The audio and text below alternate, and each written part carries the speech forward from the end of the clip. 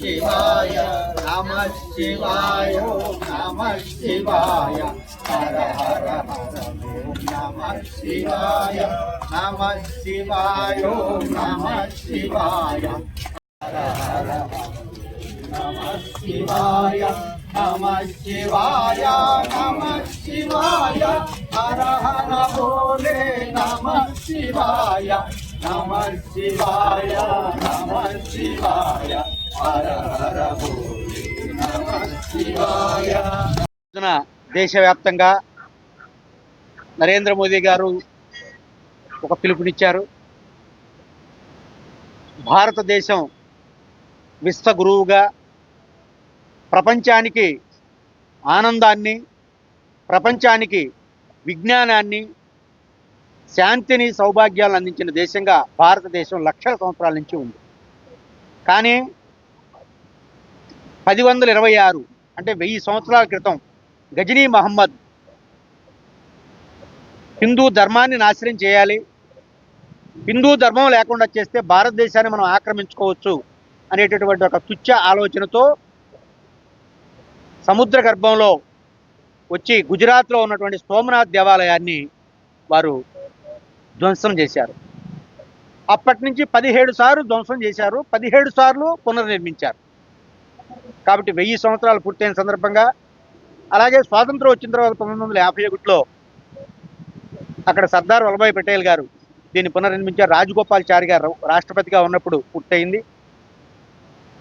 కాబట్టి ఈ రోజున దేశవ్యాప్తంగా కూడా 75 సంవత్సరాలు పూర్తయిన సందర్భంగా 1000 సంవత్సరాలు దీన్ని అంతం చేయాలని చూసినా కూడా సోమనాథుడు సనాతనుడు, ఆయన ఎప్పుడూ కూడా ఎవరు కదిలించలేని వాడు, సదాశివుడు. వారు ప్రతి ప్రదేశంలో ఉంటారు. భారతదేశంలో హిందూ ధర్మాన్ని తీసివేయటం ఎవరి వల్ల కాలేదు. ప్రపంచంలో అనేక దేశాలు వాళ్ళ గుర్తులు, మతాలు కోల్పోయాయి, కానీ భారతదేశం ఎప్పటికీ కూడా కోల్పోదు. ఇదే విషయాన్ని హిందూ బంధువులు అందరూ కూడా ఈరోజు గుర్తించి హైందవం పెరుగుతుంది. ఎందుకంటే హైందవం ఉంటేనే ప్రపంచం ఉంటుంది అనేటటువంటి పిలుపుని ఈరోజు భారతదేశం తీసుకుంది. ఎందుకంటే హిందుత్వం మీరు గమనించవచ్చు, 199 మంది హిందువులు ఉన్నా, ఇతరు ఇంకొకళ్ళు ఉన్నా కూడా అక్కడ వాళ్ళు హాయిగా బతుకుతారు.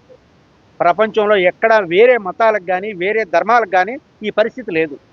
కాబట్టి భారతదేశం సుఖ సౌభాగ్యాలతో హిందూ ధర్మం పరిడివిల్లితేనే ప్రపంచం శాంతిగా ఉంటుంది, లేకపోతే ప్రపంచ వినాశనం, విశ్వ వినాశనం జరుగుతుంది అని హిందూ బంధువులందరూ గమనించి మన బిడ్డలకి మనం హిందూ ధర్మం గురించి తెలియచేయాలి.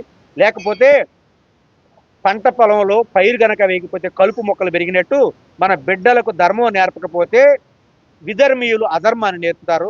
ఇది గుర్తించి మన సనాతన ధర్మం విలువ, మన హైందవ ధర్మం భారతదేశం ఈరోజు ఇలా ఉందంటే కారణం లక్షల మంది మన హిందూ సోదరులు ప్రాణాలు అర్పించి హిందూ ధర్మాన్ని కాపాడితేనే ఈరోజు హిందూ ధర్మం ఈ భూమి మీద బతికుంది. లేకపోతే దీన్ని చంపేయడానికి అనేక మతాలు అనేక వేల సంవత్సరాలుగా ప్రయత్నించినా కూడా ఒక్క చిన్న అంగుళం కూడా తీయలేకపోయారు. ఇప్పుడు ప్రపంచమే సనాతనం వైపు వస్తుంది. కాబట్టి భారతీయులందరూ మన ధర్మం, మన సంస్కృతి, సాంప్రదాయాలు పునర్వైభవం దిశగా అడుగు వేసే విధంగా ప్రజలందరూ కూడా పిలుపు తీసుకోవాలని చెప్పి నరేంద్ర మోదీ గారు పిలుపిచ్చారు. వారి పిలుపు మేరకు ఈ రోజున ప్రజలతో మేము భాగస్వామ్యమై ఇక్కడ మన మహాశివుడికి పూజలు చేయించాము.